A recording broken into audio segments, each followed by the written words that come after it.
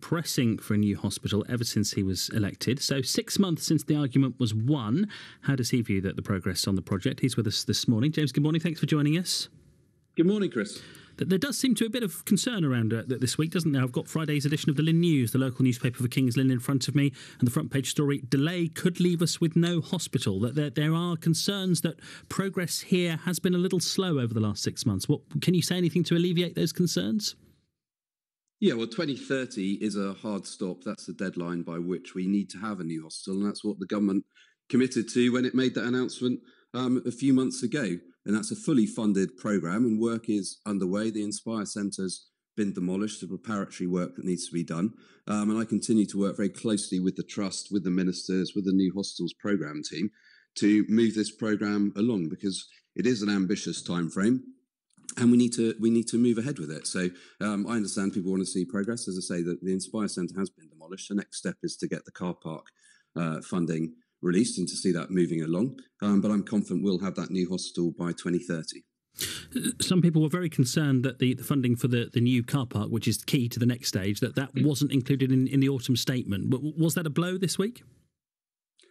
No, well, QEH are talking directly to the new hospital programme team about their plans, and the National Audit Office has said this could be £1 billion scheme. So that's a significant amount of money. So they need to work through the processes and the approvals that need to be done to unlock funding and for the scheme to move ahead. The CEO of the hospital said in the Lynn News only last week, I think it was, that they expect the work to begin in the middle of next year, and that won't delay the time frame for the new hospital. So people obviously want to see progress. I want to see progress. That's why I'm talking to ministers working with the Trust to get this moving forward. There's been a lot of work going on with the Trust, talking to staff about the plans. The new hospital programme team has been at the hospital talking about the 2.0 design. And the point about the 2.0 design is that this will be a standardised model of delivery for hospitals, for the 7 RAC hospitals.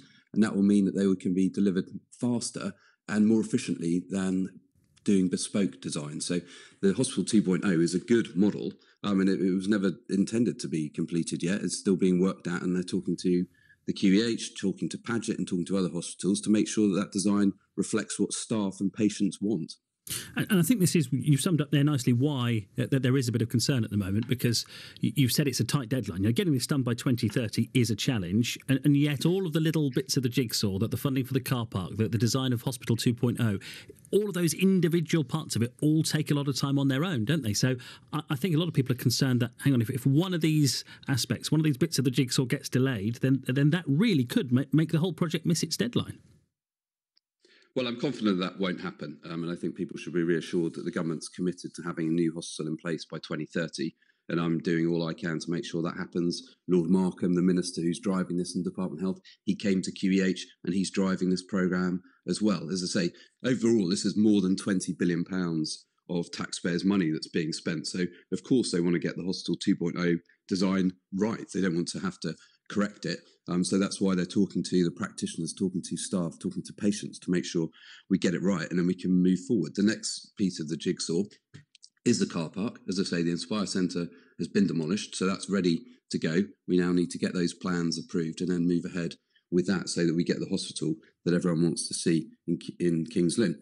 Obviously, we're in 2023 at the moment. We've got 2024, 2025, 2026, 2027, 2028, 2029. So there are a number of years to go as well. And once we've got that design, as I say, the point about Hospital 2.0 is it'll be able to be built more rapidly than a standardised approach to hospital procurement, which is what's happened, which hospitals can take very long time to build. That won't be the case here. So the message from you this morning is don't panic. Yeah, as I say, I'm working very hard with the Trust, with the hospital, with the minister, with the new hospitals programme to make sure we get that hospital in place by 2030. I don't think reports that the hospital might close before the new one's ready are helpful. It's an ambitious time frame, but we're all working hard to deliver that, and I think that's what people would expect us to do, and I think people should be reassured that there'll be a new hospital in place when it needs to be there, and it'll be the right size to serve West Norfolk and the wider area. James Wild, thank you very much for joining